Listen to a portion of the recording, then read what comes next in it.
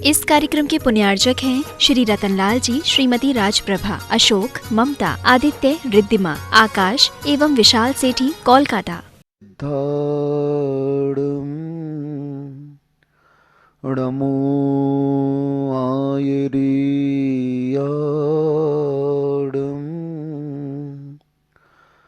नमो वज्रायाडं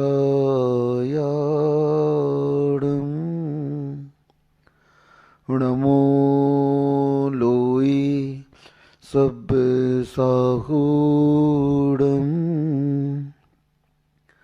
हाँ नित्य घटती आयु है पर पाप मति घटती नहीं, आई बुढ़ोती पर विषय से कामना हटती नहीं। मैं यत्न करता हूँ दवा मैं धर्म मैं करता नहीं, दुर्मोह महिमा से ग्रसित हूँ नाथ बच सकता नहीं। जय बोले खैराट श्री कुंडलपुर के बड़े बाबा की जय। मूल नया के खैराट श्री आदिनाथ भगवान की जय। परम पूज्य संत शिरोमणि आचार्य भगवान श्री विद्यासागर जी महामुनिराज की जय। परम पूज्य निर्यापक श्रवण मुनि श्री सुधा सागर जी महाराज की जय। 4 वेद 6 शास्त्र में बात मिली है 2। कितनी पंडित जी? 4 वेद 6 शास्त्र में बात मिली है 2। सुख दीने सुख होए और दुख दीने दुख होए। क्या है? जैसा आप करोगे वैसा आपको परिणाम भोगना पड़ेगा। कर्म सिद्धांत एक सजग पहरे की भांति 24 घंटे आपके संकेत का इंतजार करता रहता है, और जैसा आपने संकेत किया, अच्छे या बुरे के, संकेत का मतलब परिणाम, जैसे आपने परिणाम किए अच्छे और बुरे के, बस कर्म सिद्धांत वहीं पर आकर के आपसे मिल जाता है। अच्छा किया तो अच्छी तरह से मिलता है और बुरा किया तो बुरी तरह से। संसार में व्यक्ति दिखता है, और देखा जाए तो 2 ही चीज संसार में दिखाई देती हैं, एक सुख और दूसरा दुख। इसके अलावा संसार में है क्या? क्यों भाई गोयल जी, इसके अलावा है क्या? हर व्यक्ति संसार का जो जी रहा है तो किस लिए जी रहा है? मात्र सुख को प्राप्त करने के लिए। क्यों बिजनेस कर रहे हो आप? क्यों नौकरी कर रहे हो? क्यों दुनिया भर के व्यापार आप लोग कर रहे हो? संसार के बड़ी बड़ी फैक्ट्रियां, मिल, ये वो लगा रहे हो, दुनिया भर का अंबार लगा लिया है। क्यों लगा लिया है? आपसे प्रश्न पूछा गया है तो आप क्या जवाब दोगे? सुख प्राप्ति के लिए लगा लिया। किसके लिए लगा लिया? लेकिन सुख उसमें है क्या? नहीं, उसमें मात्र तनाव के अलावा और कुछ नहीं है। संसार के जितने भी कार्य हैं उन सभी कार्यों में तनाव है। सुख तो आपने मान लिया है। आचार्यों ने सुख और दुख दोनों को तनाव कहा गया। क्या कहा है दोनों को? ये मन के तनाव हैं। मन के माध्यम से व्यक्ति दुखी होता है और उसी मन के माध्यम से व्यक्ति सुखी हो जाता है। वास्तव में सुख और दुख कुछ वस्तु नहीं है। ये मन की फितूरी है एक, कि आपने एक में सुख मान लिया और एक में दुख मान लिया। जो आपके अनुकूल हुआ उसको आपने क्या मान लिया? सुख मान लिया। और जो आपके प्रतिकूल हुआ उसको आपने क्या मान लिया? दुख मान लिया। बस यही कर्मों के आश्रय और बंध का कारण कहा गया है। कर्मों का बंध क्यों होता है? समयसार जी में पूज्यवर कुंदकुंद स्वामी जी ने बंधाधिकार में स्पष्ट कह दिया। 2 गाथाओं के माध्यम से 5 स्थल की 2 गाथाएं उन्होंने दी। वहां पर दृष्टांत और द्राष्टांत के माध्यम से कहा कि जिस प्रकार से वह पहलवान उस व्यायामशाला में तेल लगा करके उस अस्त्र शस्त्र के माध्यम से उन ताल आदि वृक्षों को आम्रदे वृक्षों को भेदता है, छेदता है, तो वहां पर लगी हुई धूल के कण उसके चिपक जाते हैं। क्यों चिपक जाते हैं? क्योंकि वह व्यायाम के समय में तेल लगाया हुआ है। इस दृष्टांत के माध्यम से आचार्य महाराज ने स्पष्ट किया कि जिस प्रकार उस व्यायाम के समय में उसने तेल लगाया, जिस क्रिया के समय में उसने तेल लगाया, उसी प्रकार से आप जब संसार की क्रिया करते हो और उस क्रिया के समय में अगर आप राग द्वेष रूपी तेल का मर्दन करके उस कार्य को संपन्न करते हो, तो नियम से कर्म रूपी रज का आगमन आपके जीवन में होगा। वो धूल की कण आपसे चिपकेंगी, कर्म की जो वर्गणाएं हैं वो आपसे आकर के चिपक जाएंगे। उन कर्मों के चिपकने का कारण क्या है? मूल, क्योंकि कर्म और नो कर्म ये दोनों पौद्गलिक हुआ करते हैं, और भाव कर्म जिसे राग द्वेष कहा गया है ये आत्मा का विभाव परिणाम है, और इसी विभाव परिणाम के माध्यम से यह जीव उस नोकर्म के प्रभाव में आकर के उस द्रव्य कर्म यानी ज्ञानावरणादि कर्म का बंध कर लेता है। द्रव्य कर्म का बंध नो कर्म के निमित्त से भाव कर्म के सद्भाव के कारण हुआ करता है। इसलिए हमें बंध के क्षेत्र में आचार्य जी कहते हैं कि हम कथनचित उस बंध को रोक सकते हैं, और उस रोकने का मात्र एक ही उपाय कहा गया है, और वह उपाय है कि आप पहले ये समझें कि हमारे परिणामों के माध्यम से बंध हो रहा है, आश्रय हो रहा है। चाहे वह परिणाम अच्छे हों चाहे बुरे, दोनों परिणामों के माध्यम से आश्रय और बंध हुआ करता है। काय वांग मन कर्म योग है, सुबह आश्रय अशुभ पापस्य, सुबह पुण्यस्य अशुभ पापस्य। शुभ परिणाम करोगे, मन वचन काय की प्रवृत्ति, हलनचलन परिस्पंदन, इसका नाम योग है। और वह योग दो प्रकार का होता है, शुभ और अशुभ। आप मन से, वचन से, काय से अशुभ भी कर सकते हैं और शुभ भी कर सकते हैं। प्राय आप लोग हालांकि शुभ तो बहुत कम करते हो। मन से वचन से क्या करते हो, काय से क्या करते हो प्रतिदिन प्रतिपल। अशुभ चेष्टाएं ज्यादा हुआ करती हैं और शुभ चेष्टाएं बहुत कम हुआ करती हैं। लेकिन दोनों चेष्टाओं के माध्यम से यहां पर आचार्यों ने बंध ही बताया है। क्या बताया है? और बंध जब तक चलता रहेगा, जब तक संसार अवस्था को आप जीत नहीं सकते हो, संसार अवस्था को आप छोड़ नहीं सकते हो, यहां से मुक्ति नहीं मिल सकती है। 13वें गुण स्थान में भी आचार्यों ने कह दिया, भले ही वहां पर सांप्रदायिक आश्रय नहीं है, लेकिन एरिया पथ आश्रय तो वहां पर भी चल रहा है। एक समवर्ती कर्मों का बंध तो वहां पर भी हो रहा है, क्योंकि वहां पर योग है। कसाय का सद्भाव वहां पर समाप्त हो चुका है, लेकिन योग का सद्भाव होने पर वहां पर बंध प्रतिपल चल रहा है। अब बताओ आप क्यों? क्योंकि योग है वहां पर, मन वचन काय की प्रवृत्ति देखी जा रही है। वहां पर भले राग द्वेष का अभाव हो चुका है, मोहिनी कर्म का अभाव हो चुका है, लेकिन उस मोहिनी कर्म के अभाव के उपरांत भी वहां पर मन वचन काय की प्रवृत्ति है, वहां पर योग है, और उस योग के सद्भाव में आश्रय चल रहा है। अब उस आश्रय एक समयवर्ती है, भले वह एक समयवर्ती आश्रय बंध को प्राप्त नहीं होता, फल को देने वाला नहीं होता, लेकिन आश्रय तो हो रहा है। और उस समय भी वह आश्रय जब तक रहेगा, योग की प्रवृत्ति जब तक रहेगी, तब तक उन अरहंतों को भी संसारी कह दिया। क्या कह दिया? आप मुक्त नहीं है, अभी संसार में है। क्यों? क्योंकि अभी अघातीय कर्मों को तो नाश कर दिया आपने, लेकिन जो घातीय कर्म शेष हैं, जो अघातीय कर्म शेष हैं, घातीय को तो नाश कर दिया, अघातीय जब तक शेष रहेंगे तब तक आपको इस संसार से मुक्ति नहीं मिल सकती है। उन अष्टकर्मों की जो संतति है, जो परंपरा है, उस परंपरा का पूरी तरह से नाश करना आवश्यक है। और वह कब होगा? जब आप मन वचन काय की प्रवृत्ति को शांत कर देंगे।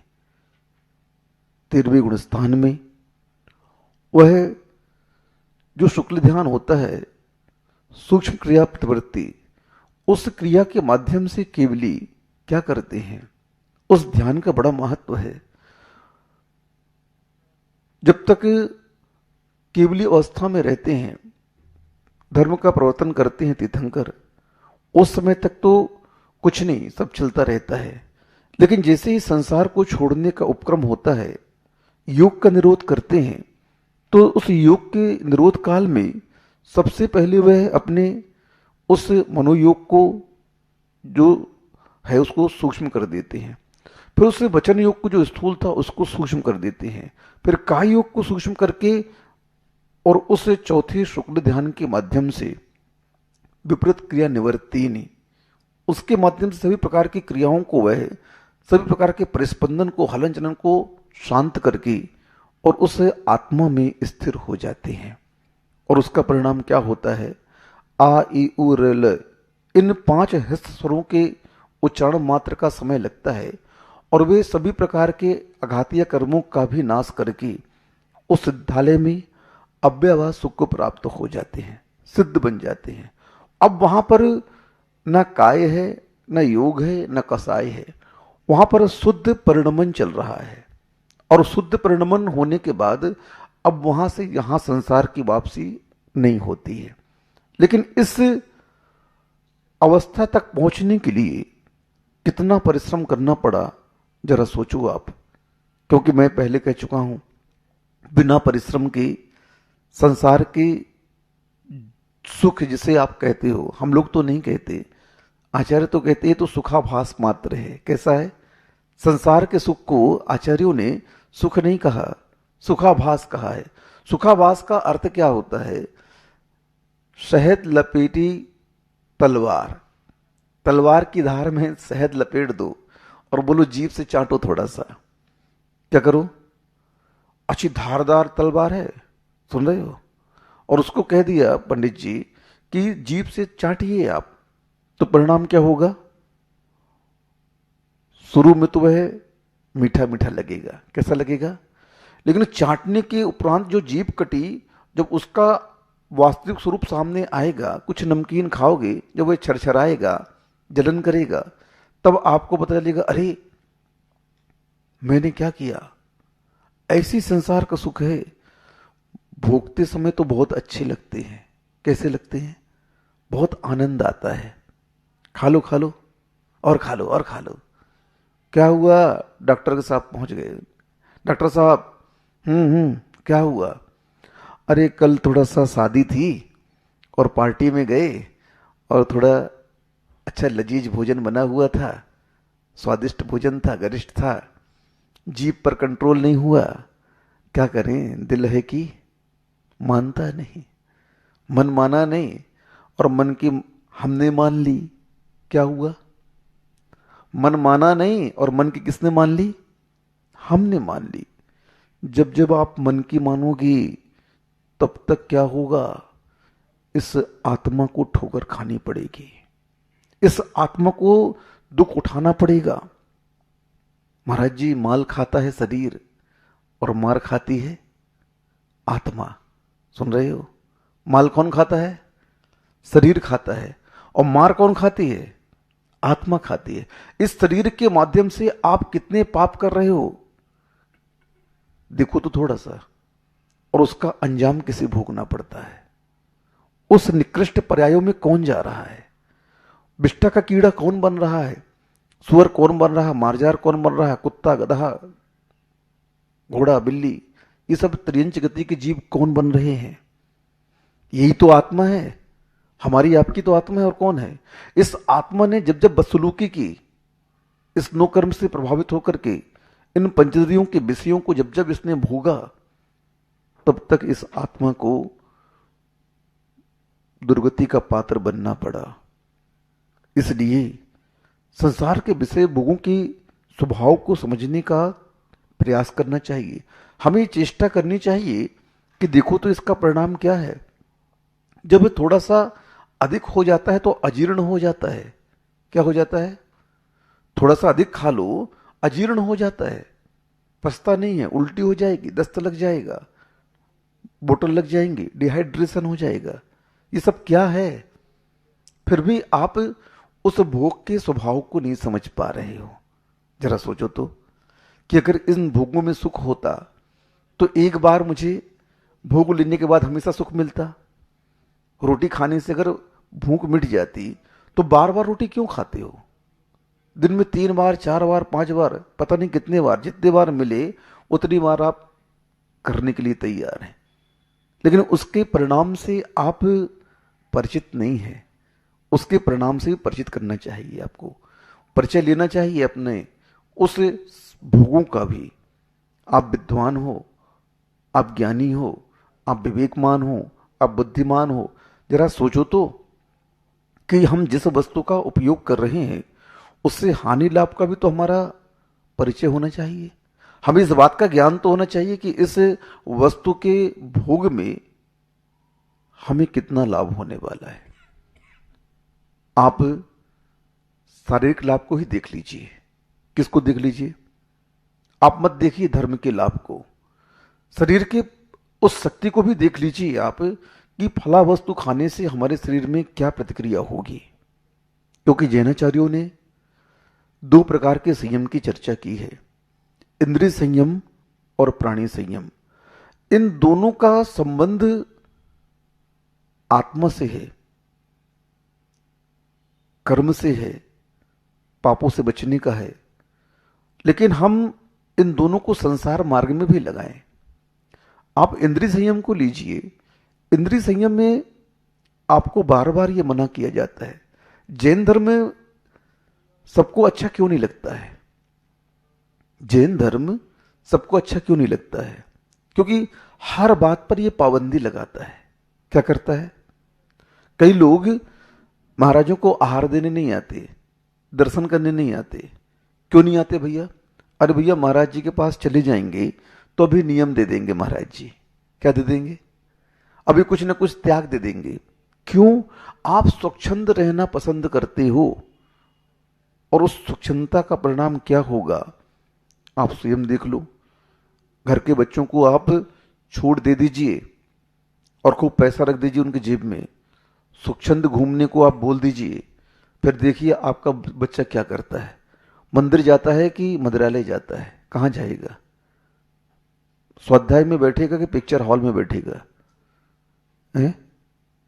किस प्रकार का भोजन करेगा? आप आजमा लीजिए, कोई बड़ी बात थोड़ी है। हर चीज हाथ कंगन को आरसी क्या संसार में देखा जा रहा है। बिगड़ता कौन है? बड़े आदमियों के बच्चे तो बिगड़ते हैं।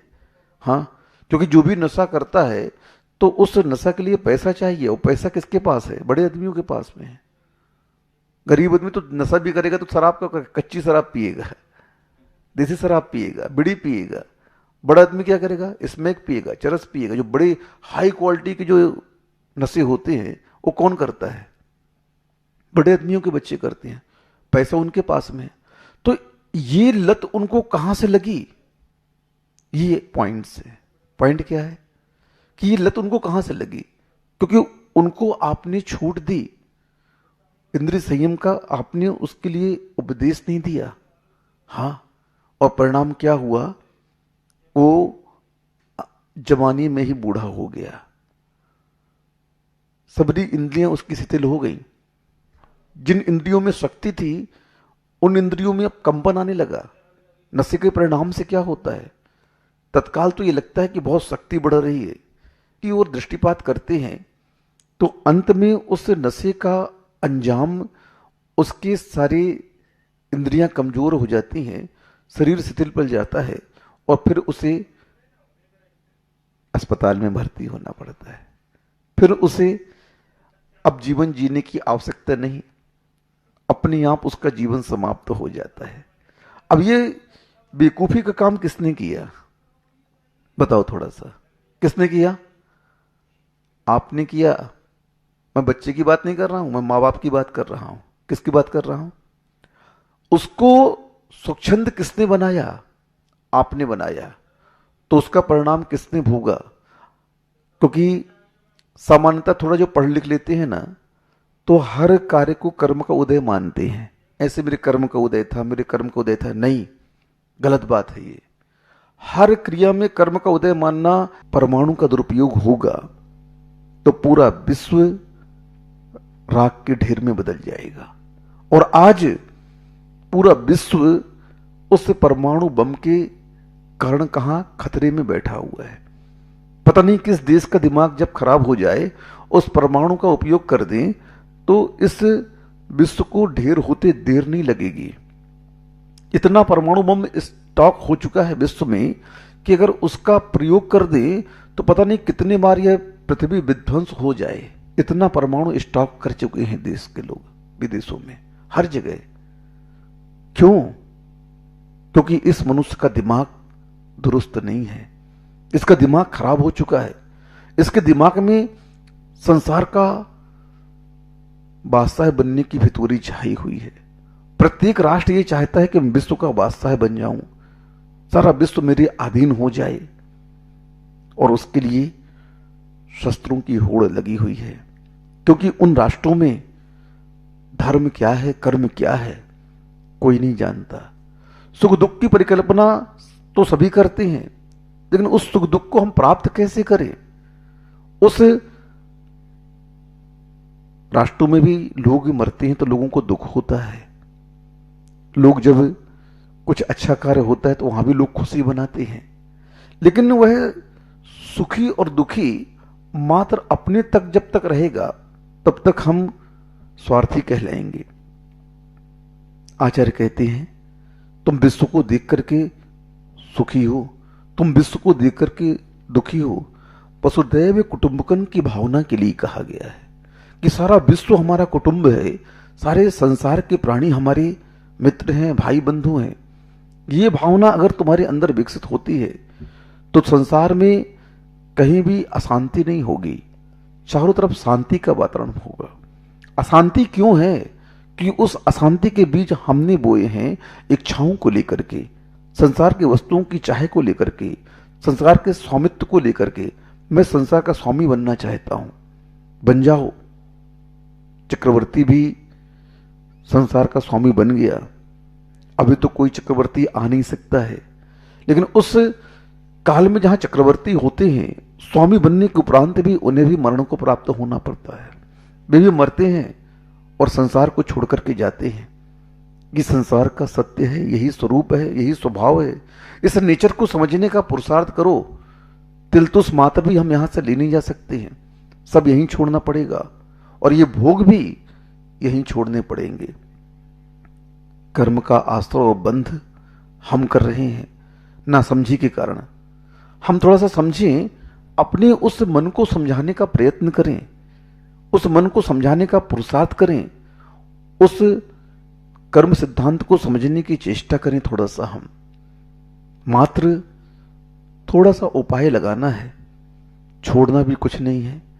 बस अंदर से ये श्रद्धान दृढ़ता के साथ आ जाए कि ये सब तनाव मेरे मन के हैं और मैं इन तनाव में फंसूंगा नहीं। तनाव लेने से बढ़ता है, टेंशन लेने से बढ़ता है, और छोड़ने से छूटता है। अरे बहुत टेंशन है, क्यों पकड़े हो भाई? टेंशन है तो छोड़ दो उसे आप। अरे नहीं छूटती महाराज जी, तो भोगो उसका परिणाम, क्या करेंगे? टेंशन लोगे तो परिणाम भोगना पड़ेगा आपको। संसार से मुंह करोगे, वस्तुओं से मुंह करोगे, परिवार से मुंह करोगे, उसका परिणाम भोगना पड़ेगा आपको। उस मुंह के प्रभाव से क्या बनोगे आप? देख लो, सुकौशल से बड़ा मोह था मां को, और उसके मुंह में मर गई आर्तरोध ध्यान करके, तो अंजाम क्या निकला? शेरनी बन गई और उसी पुत्र को खा गई। बताओ अब, भले बाद में उसे यह ज्ञात हुआ, लेकिन उस कार्य को अंजाम तो उसने दे ही दिया ना।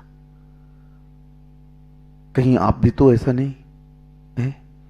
क्योंकि इस मनुष्य पर्याय को प्राप्त करने के उपरांत सबसे बड़ा पुरुषार्थ है आर्त रौद्र ध्यान से बचना। और आर्त रौद्र ध्यान से हम कब बच पाएंगे? जब हम इस बात को भली भांति समझ पाएंगे कि नहीं, इस संसार में कुछ भी मेरा नहीं है। उस एकत्व की बात को चिंतन करने के लिए कहा गया है।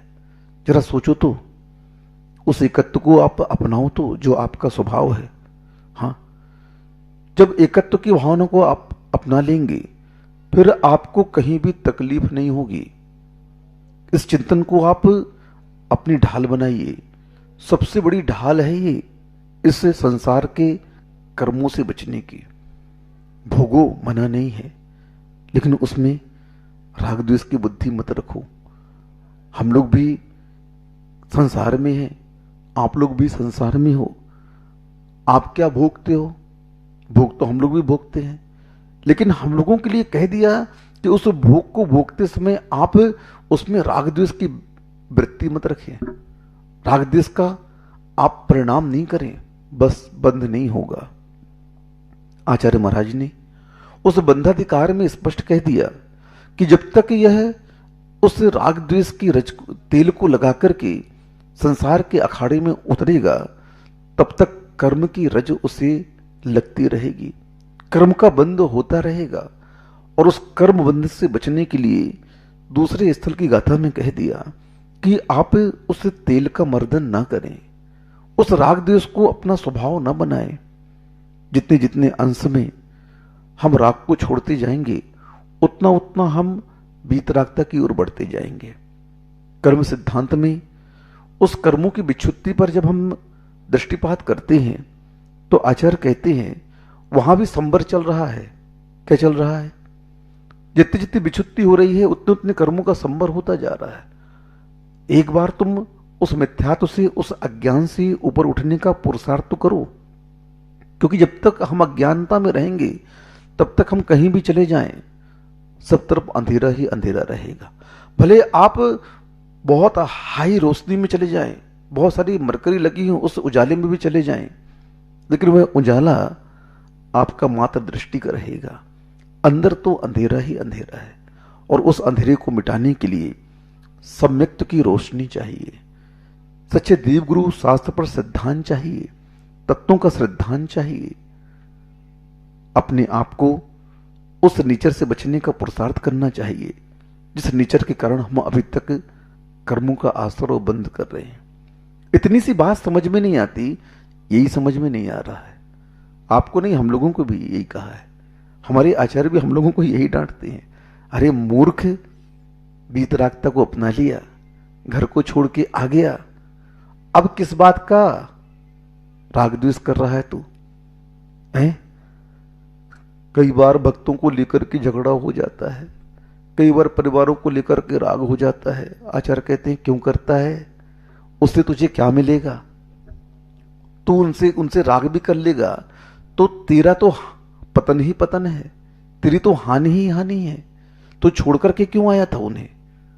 जरा सोच तो, विचार तो कर थोड़ा सा, क्योंकि इस संसार में यही तो छोड़ने की बात है और कुछ नहीं। जिस दीक्षा के लिए हम आगे हुए, जिस दीक्षा को हमने ग्रहण किया, तो किस अवसर को पाकर के हमने दीक्षा ली?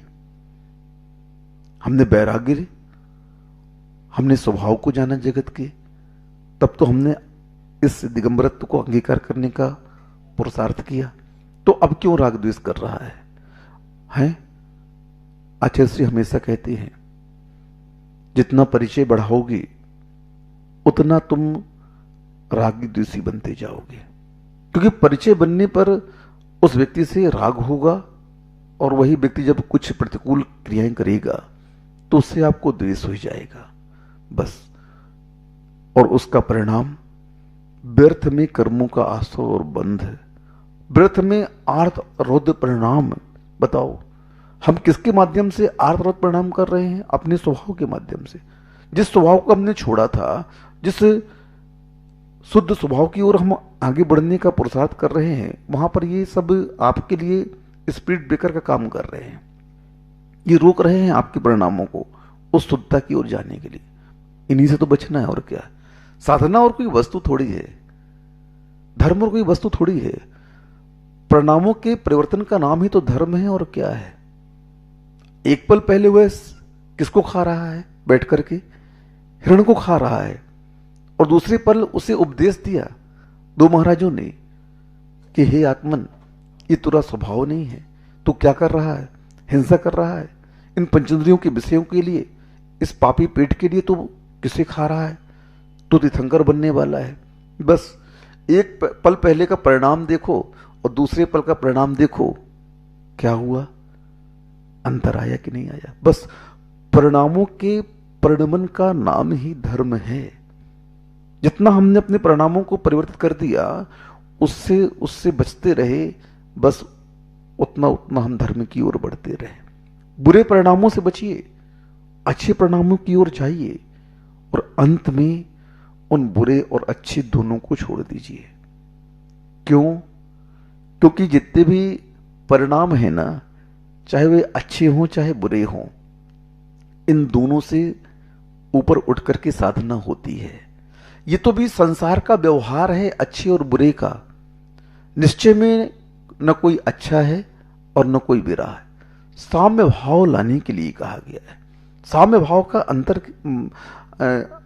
मतलब क्या है?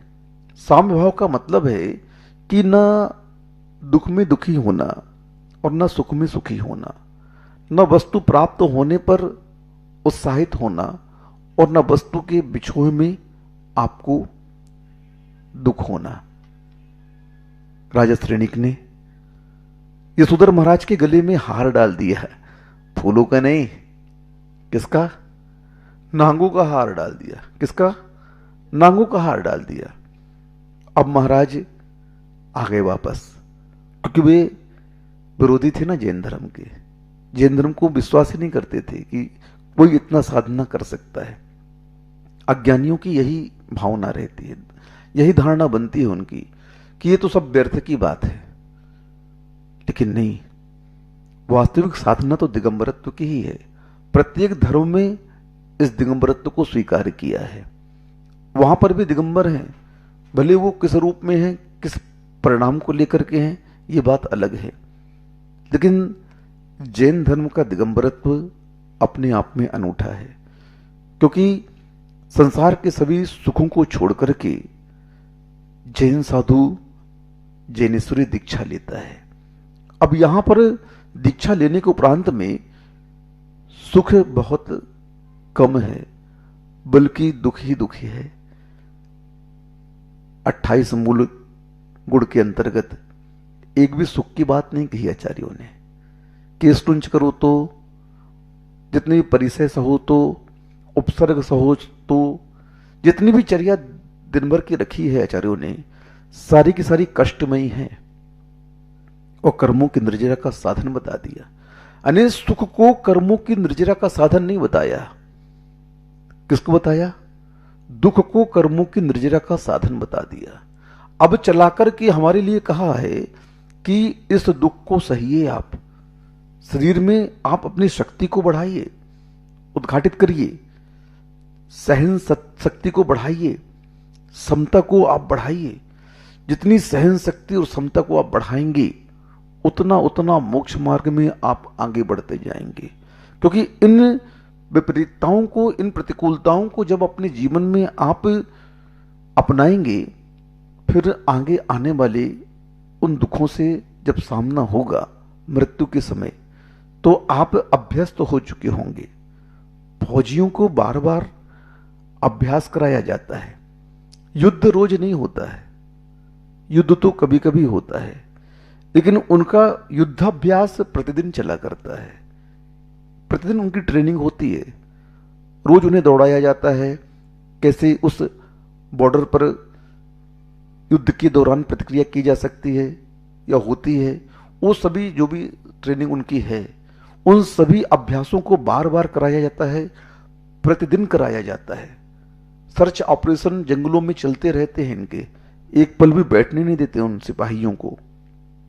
क्यों?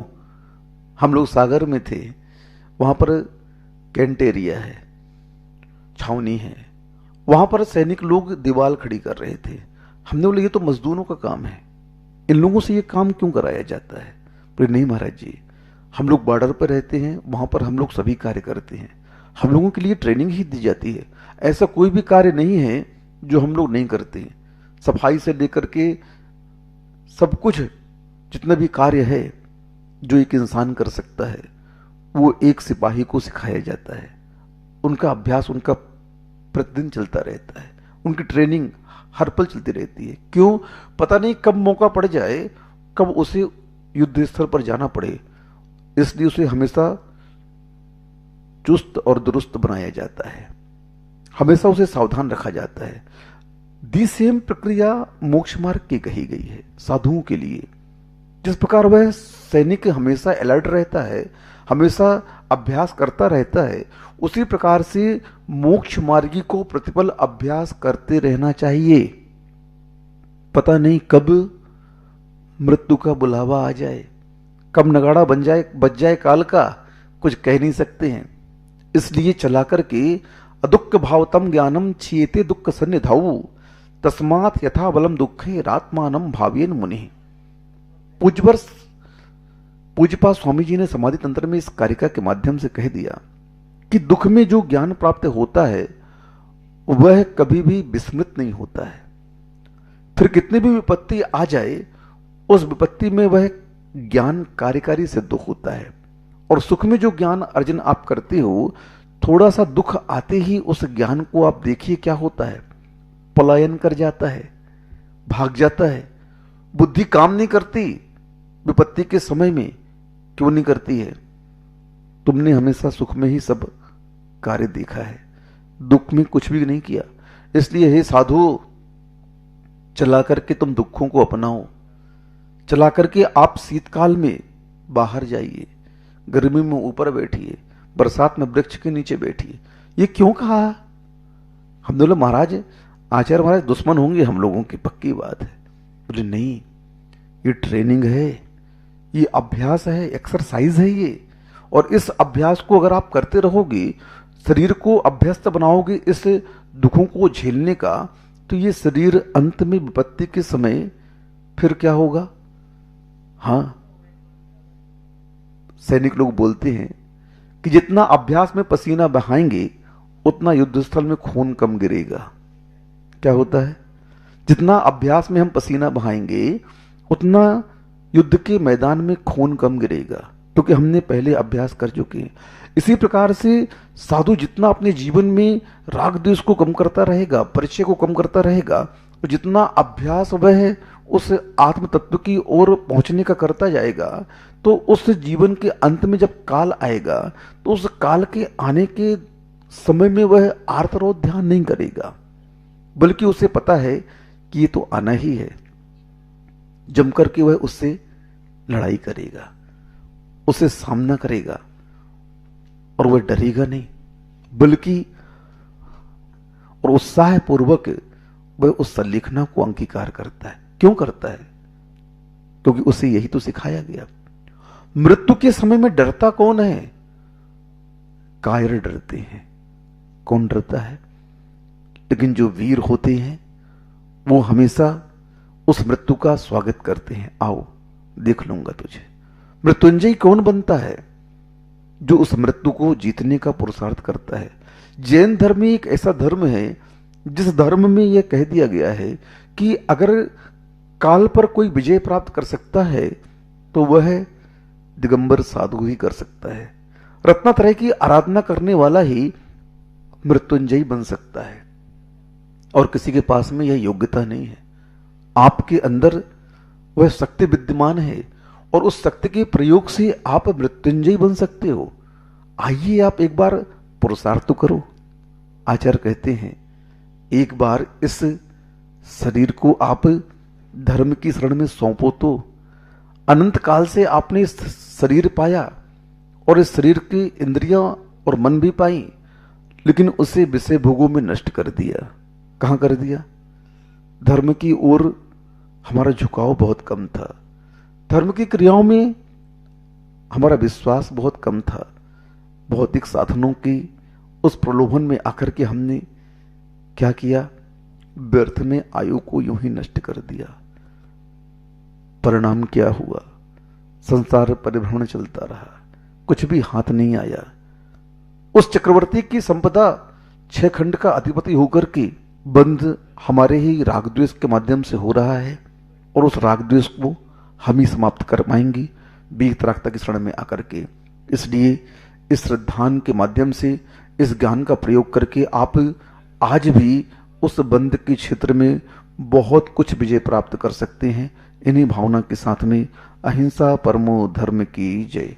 ओम नमः सिद्धेभ्यः ओम नमः सिद्धेभ्यः ओम नमः सिद्धेभ्यः नमो अरिहन्ताणं नमो सिद्धाणं नमो आर्याणं नमोपध्यायाणं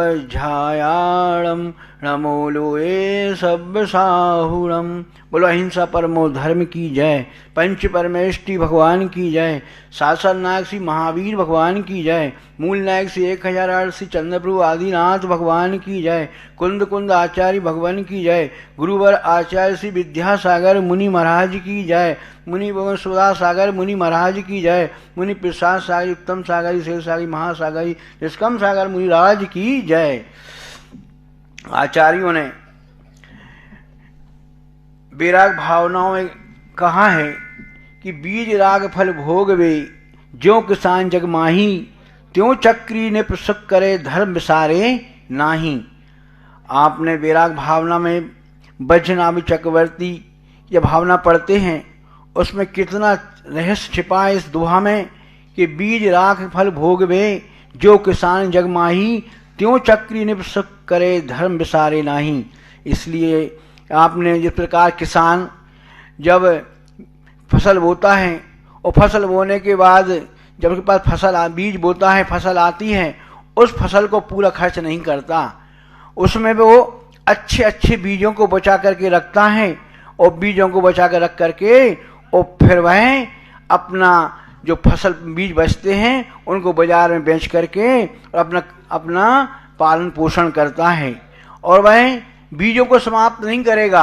आचार्य जी बताते हैं हमारे कि दक्षिण में भी वहाँ पर मक्का की खेती होती है और वह मक्का के सट्टे को अच्छे बचा करके रखता है और फिर मक्के के बीज को बाद में बो देता है, उसका फल प्राप्त करता है। और जो व्यक्ति बीज को ही खा जाए और बचा करके ना रखे तो अगली फसल में क्या बोगा, वो बीज तो चाहिए ना। इसी प्रकार संसार में अपन को जो सब प्राप्त हुआ है भोग सामग्री, पंच इंद्रिय के भोग, मकान दुकान, ये सब आप देखने में जो आ रहे हैं सुख के साधन, ये आपने क्या पहले आपने इनको अच्छे धर्म ध्यान रूपी बीज को बोया था और उन बीज को बो करके आज उन फलों को तुम प्राप्त कर रहे हो। और चक्रवर्ती भी है, चक्रवर्ती के पास इतना वैभव प्राप्त होता है, 14 रथ 9 नदियाँ और जितना भोग सामग्री मिलती है, तो वह चक्रवर्ती सम्यक दृष्टि होता है, छाया सम्यक दृष्टि होता है। वह सोचता है कि ये सब मुझे प्राप्त हुआ है, मैंने पहले पूर्व भाव में धर्म ध्यान किया होगा, मैंने पूर्व भाव में मुनि व्रत को धारण किया होगा, अनुव्रतों को धारण किया होगा, मुनि राजों को आहार दान दिया होगा, कहीं मैंने पंचारण कराए होंगे, वेद प्रतिष्ठा कराई होगी, कभी मैंने दान दिया होगा, परोपकार किया होगा, तो आज मुझे ऐसा ये फल मिला है। उन फलों को प्राप्त करके वह सम्यक दृष्टि क्या सोचता है कि ये तो मुझे प्राप्त हो गया है, मेरे किससे मिला है, पुण्य से मिला है, मैंने पूर्व में सच्चे देव गुरु साध की भक्ति की होगी, उनकी आज्ञा को टाला नहीं होगा और आज मुझे जो सब कुछ प्राप्त हुआ है उन्हीं की कृपा से मिला है। चक्रवर्ती पद भी मुझे कब मिला है, अपने पूर्व भाव में त्याग तपस्या साधना की होगी, उसका फल है। तो वह व्यक्ति चक्रवर्ती भी हर्ष नहीं करता, उन भोगों में अपना जल से भिन्न कमल जैसे रहता है, वह सोचता है कि मेरा ही ये पूर्व भाव का पुण्य है। ऐसे ही आप लोगों को आज यहाँ पर जो कुछ मिला है, आप वर्तमान में अपने पास जो मकान दुकान घर जायदाद सोना चांदी पैसा परिवार ये सब कुछ मिला है ना तुम्हें, ये तुम्हें सब पुण्य से ही मिला है। और पुण्य करके अब यहाँ पर आप पुण्य में आके भूलो मत, अपने पुराने जो पुण्य करके आए हो ना उस पुण्य को आप विसारो मत। मतलब आप भूल गए कि मैंने पहले सच्चे से देव साधु की भक्ति की थी और यहाँ आकर के आप अगर फिर भूल गए और विषयों में लग गए, फिर आपको आगे चल के सब मिलने वाला नहीं है। ये पूर्व भाव का पुण्य का प्रभाव है। आज व्यक्ति संसार में देखो तो पैसा पद पैसा पीछे पड़ा हुआ है, उसको यही सब कुछ लगता है। और पी का अर्थ होता है देखो पैसा, पी शब्द संसारी प्राणी को प्यारा है। पी आने पैसा, पी आने पत्नी, पी आने पुत्री, पी आने पुत्र, पी आने पद, पी आने परिवार, पी आने प्रेम।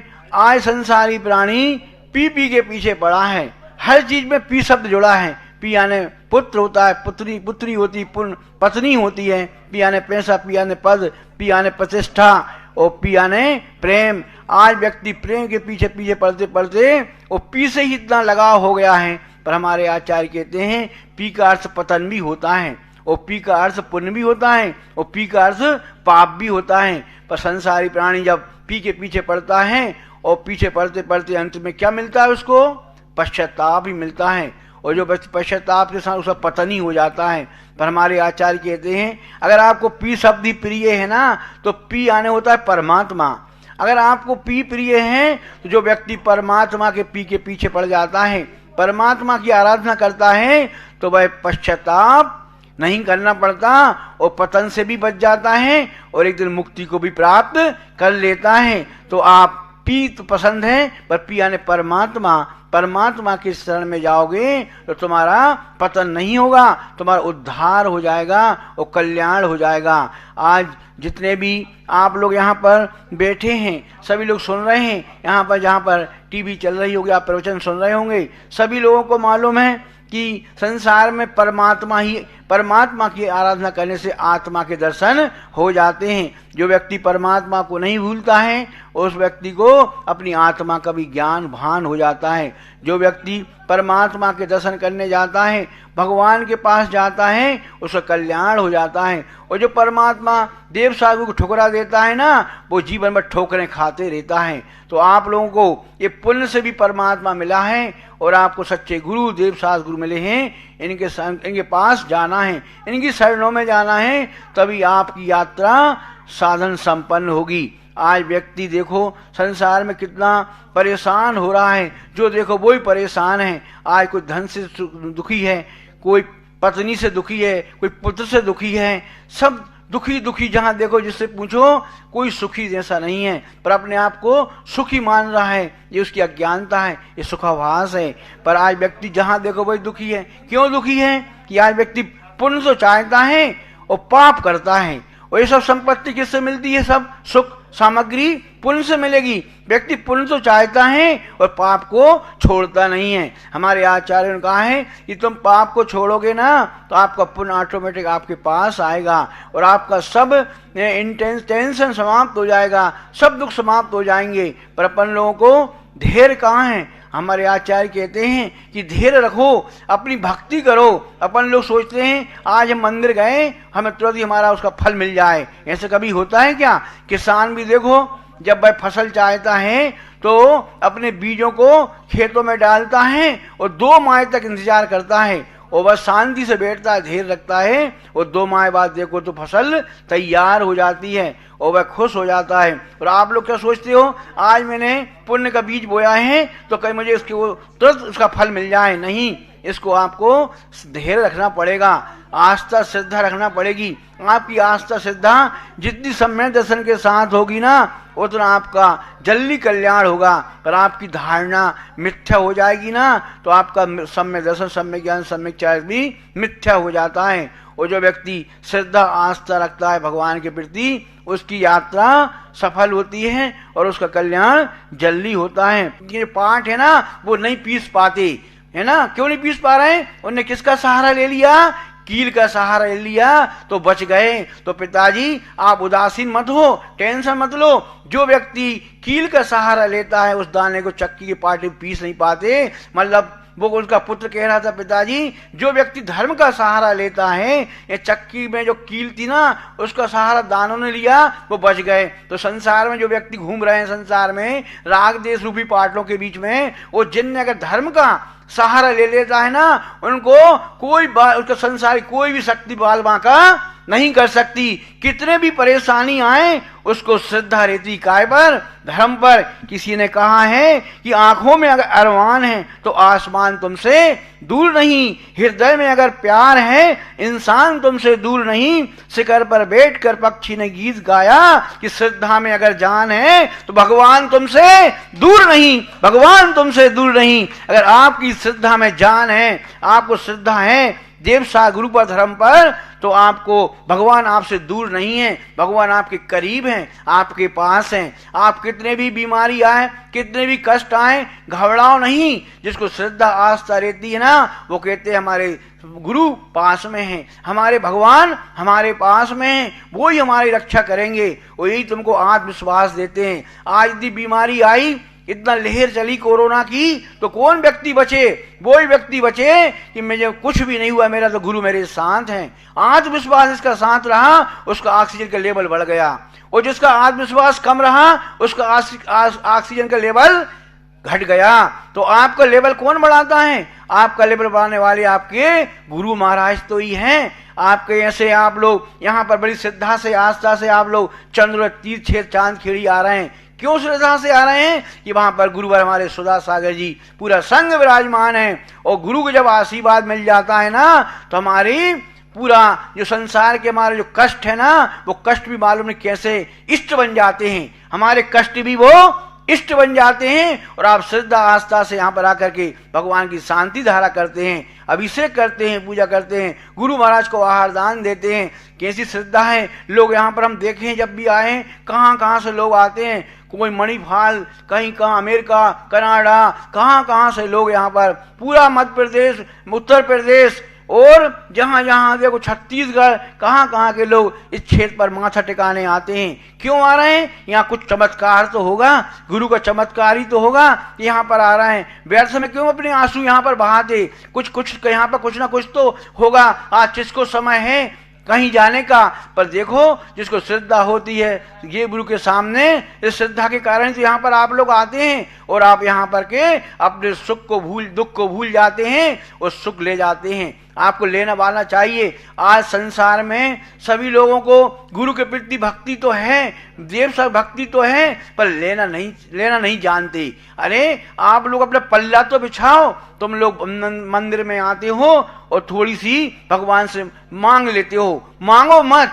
आप तो अपना पल्ला बिछाओ। लेने वाला तो खूब कितना माल लेके चल जाता है। किसी ने कहा कि आचार्य के पास कोई माल तो है नहीं है, दुकान तो है नहीं है, माल तो दिखता नहीं है, और उनके पास जाते हैं और व्यक्ति माला माल होकर के आ जाता है। कैसे माला माल हो जाता है पता नहीं चलता, दुकान में माल ही नहीं दिखता, और यहाँ के लेके चले जाते हैं। आज जैनेतर लोग भी आज गुरु के पास आते हैं और पता नहीं कितने मालो माल हो जाते हैं। यहाँ पर चढ़ाते थोड़ा सा मुट्ठी भर हैं और कितना कई टनों टन लेके चले जाते हैं। ये सब श्रद्धा आस्था का विषय तो है। तो आप लोग ऐसी आस्था इच्छा को बनाए रखना। कहते हैं ना, गुरु के उपकारों को भी गिना नहीं सकते, गुरु के उपकारों को कभी गिना नहीं सकते, और गुरु कृपा बिन मुकद्दर कभी सजा नहीं सकते। गुरु कृपा बिन मुकद्दर कभी सजा नहीं सकते।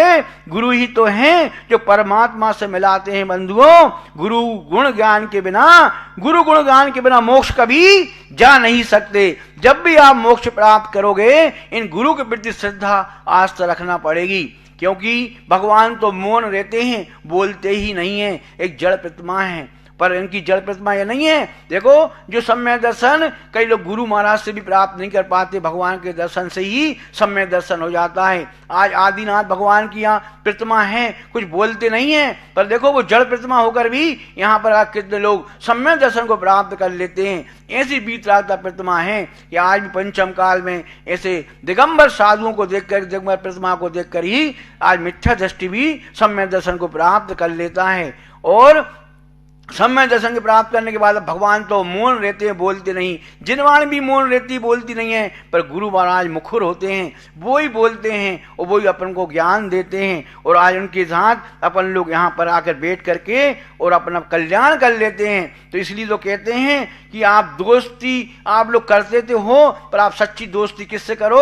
जो तुम्हारा साथ दे, कहाँ इस भाव में भी साथ दे और अगले भाव में भी साथ दे। अपन लोग स्वार्थ की दोस्ती करते हैं, ऐसे दोस्त तो यहीं छूट जाते हैं, पर आप अकेले चले जाते हैं। हमारे गुरु महाराज कहते हैं कि दोस्ती फूल से करोगे तो सिर्फ महक पाओगे, दोस्ती फूल से करोगे तो सिर्फ महक पाओगे, और दोस्ती मदरा शराब से करोगे तो सिर्फ महक पाओगे, और दोस्ती अगर चांद सिल्वर से करोगे तो सिर्फ क्या शीतलता पाओगे, गर्मी पाओगे। और दोस्ती सावन से करोगे तो सिर्फ भींग पाओगे। और दोस्ती अगर तुम रुपये डॉलर से करोगे तो केवल अमीर हो पाओगे, पर कहते सच्ची दोस्ती क्या है? अरे दोस्ती तुम सदगुरुओं से करोगे तो लाख 84 के चक्करों से बच जाओगे, लाख 84 चक्करों से बच जाओगे। अपन दोस्ती ऐसे गुरु महाराज से करो, भगवान से करो कि तुम्हारे लाख 84 लाख जो चक्कर अपन लोग घूम रहे हैं उन चक्करों से घूम जाएं, और गुरु आपको यहाँ भी साथ देते हैं और वहाँ भी साथ देते हैं।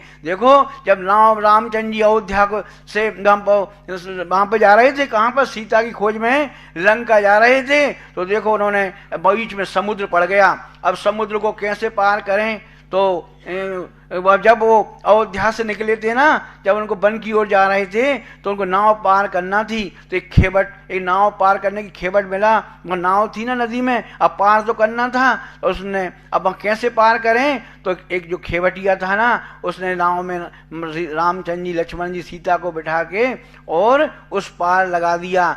अब उस पार लगा दिया, रामचंद्र उस पार पहुंच गए। अब उसको कुछ देने लगे पैसे वगैरह, उसने कहा मैं अपना पुण्य क्यों बेचूं, मैं क्यों पैसे लूं, मैंने तो अपना कल्याण कर लिया है, पर मुझे आप मुझे कुछ देना चाहते हैं ना, तो इतना दे दो कि अब मैंने जिस प्रकार आपको नदी पार कराई है ना, अब आप मेरा भव पार करा देना। मैंने भगवान को पार लगाया, पर भगवान मुझे अब भव पार लगा देंगे। ऐसे ही आप लोग भी ऐसे आते हो, गुरु के पास आते हो, तो आपको ऐसे भव पार लगाने वाले यही गुरु महाराज हैं, यही सच्चे देव सास गुरु हैं। पर सम्यक दर्शन को आप इनकी आस्था रखोगे, श्रद्धा रखोगे, तभी आपको सम्यक दर्शन की प्राप्ति होगी। अगर आपने सम्यक दर्शन प्राप्त नहीं किया, मिथ्यात्व में रहे, तो आपका कल्याण होने वाला नहीं है। तो आपको श्रद्धा को जगाना होगा, और श्रद्धा कब जगती है? जब आपको सच्चे यही मालूम सकता है, यही हमारे संसार के कारण हैं, मोक्ष मार्ग में लगाने वाले हैं।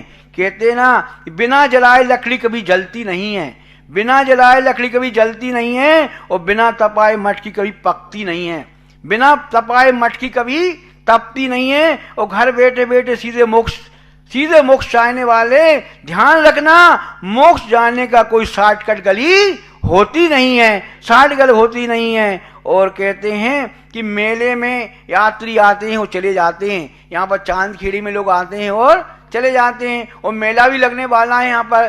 कौन सी तारीख से लगने वाला है? 14 तारीख से 14 दिसंबर से यहाँ पंचकर्णक होने वाला है, और यहाँ पर मेला लगने वाला है, कुंभ मेला लगने वाला है। यहाँ पर इतने प्रतिष्ठा होने वाली भगवान की, जो निर्माण क्षेत्र से मोक्ष गए उनकी भी यहाँ पर प्रतिष्ठा होनी। आपको पूरे तीर्थ के दर्शन यहाँ पर होंगे।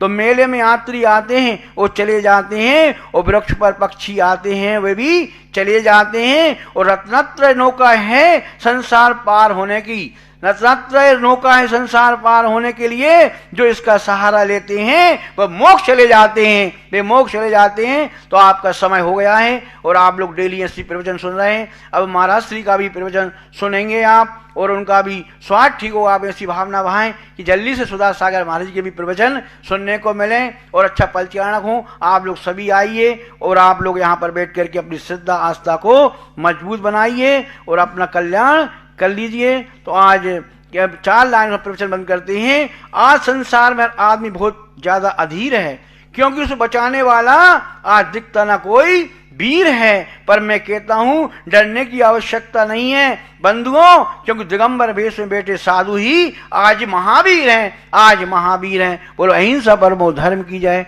पंच परमेष्टि भगवान की जाए, गुरुवर आचार्य विद्यासागर मुनि महाराज की जाए, मुनि निर्व्यापक श्री सुधा सागर मुनि महाराज की जाए, मुनि श्री प्रसाद सागर जी, उत्तम सागर जी, महासागर शैल सागर जी, निष्कम सागर महाराज की जय।